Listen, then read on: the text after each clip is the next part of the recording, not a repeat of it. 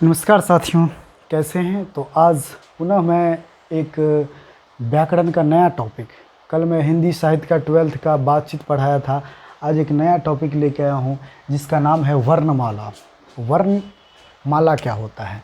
वर्णमाला तो वर्ण हम लोग बचपन से पढ़ते आ रहे हैं कि वर्णों के जो समूह होते हैं उसे वर्णमाला कहते हैं। क्या कहते हैं? वर्णों के समूह को वर्णमाला कहते हैं। आज का परिभाषा थोड़ा नया ढंग से, वर्णों के व्यवस्थित समूह को वर्णमाला कहते हैं। व्यवस्थित समूह को वर्णमाला कहते हैं। अब वर्ण क्या होता है? तो भाषा की जो सबसे छोटी इकाई होती है उसको हम लोग ध्वनि या वर्ण कहते हैं। जैसे क ख ग घ ओ आ य र ल व प फ, ये सब क्या है? कवर्ग चवर्ग टवर्ग तवर्ग, ये सभी क्या है? ध्वनि या वर्ण कहलाते हैं। अब वर्ण दोस्तों दो प्रकार का होता है। एक होता है स्वर वर्ण और दूसरा होता है व्यंजन वर्ण। स्वर वर्ण और व्यंजन वर्ण याद रखेंगे। तो अब स्वर किसे कहते हैं? तो यहाँ पे आपको स्वर का परिभाषा दिख रहा होगा। स्वतंत्र रूप से बोले जाने वाले वर्ण स्वर कहलाते हैं। हम लोग पढ़े हैं पहले कि स्वर वैसा वर्ण जो अपने आप बोला जाए, जिसे बोलने में किसी अन्य वर्ण की ज़रूरत नहीं होती है, उसे स्वर वर्ण कहते हैं।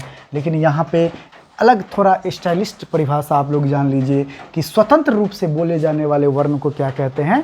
स्वर वर्ण कहते हैं। अब परीक्षा में जो पूछेगा वो स्वर वर्णों की संख्या कितनी है? 11। आपको ऑप्शन दे देगा 12, 11, 13, 14। तो आप लोग टिक लगाइएगा कि स्वर की संख्या कितनी होती है? 11। दूसरा जो परीक्षा में प्रश्न बनेगा वो ये बनेगा कि वर्ण कितने प्रकार के होते हैं? 1, 2, 3, 4। तो आप 2 में टिक लगाइएगा कि वर्ण जो है 2 प्रकार का होता है। ठीक है। अब जो 11 प्रकार का स्वर होता है वो कौन कौन होता है? तो अ, आ, हर्षी, दीर्घी, हर्षु, दीर्घु, री, ए, ऐ, ओ। गिन लीजिए 11 होगा। अब उच्चारण के दृष्टिकोण से यहाँ पे लिखा है केवल 10 ही स्वर है, तो इसमें री को हटा देंगे तो 10 बचेगा। और परंपरागत रूप से इनकी संख्या 13 मानी जाती है। अगर इसी में अंग और अह जोड़ देंगे तो ये परंपरागत पहले 13 माना जाता था। अब स्वर 3 प्रकार का होता है। हर्ष स्वर जिनके उच्चारण में कम समय लगता है, अ, ई, उ, है ना। किसी किसी किताब में आपको मिलेगा ए और ओ भी। दीर्घ स्वर जिनके उच्चारण में हर्ष स्वर से अधिक समय लगे, दोगुना समय लगे, 2 मात्रा, आ, दीर्घी, उ, उह, ए, ऐ, ओ, ये सब दीर्घ स्वर हो गया। कहने का मतलब हो गया हर्ष में कम समय लगता है। दीर्घ मतलब दीर्घ ई, दीर्घ मतलब दुर्घ उ, औ, ये सब क्या है? दीर्घ स्वर है। अब प्लुत स्वर जिनके उच्चारण में दीर्घ स्वर से भी ज़्यादा समय लगता है, जैसे सीरियल में देखते बोलते राम, आम, यहाँ पे देखिए, तो ये हो गया प्लुत स्वर। अब अगर परीक्षा में पूछे कि ज़्यादातर पूछा जाता है कि वर्णों की कुल संख्या कितनी है, तो 52 है। वर्णों की कुल संख्या कितनी है? 52 है। और स्वर वर्णों की कुल संख्या कितनी है? तो 11 है। व्यंजन वर्णों की कुल संख्या कितनी है? 33 है।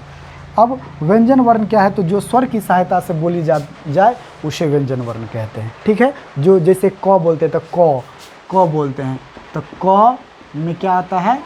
अ भी आता है। दूसरी बात इसमें आप एक चीज़ और समझ लीजिए, व्यंजन 33 कैसे होता है? तो क ख में कवर्ग होता है कितना? 5। टवर्ग कितना होता है? 5। चवर्ग कितना होता है? 5। तवर्ग कितना होता है? 5। पवर्ग कितना होता है? 5। और उसके बाद अंतस्थ आता है, य, र, ल और व। उसके बाद उष्म व्यंजन वर्ण आता है, तालब स, मूर्धन स, दंत स और ह।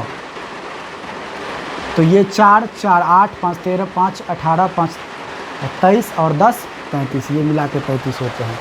आशा करता हूँ कि ये क्लास आप लोगों को अच्छा लगा होगा।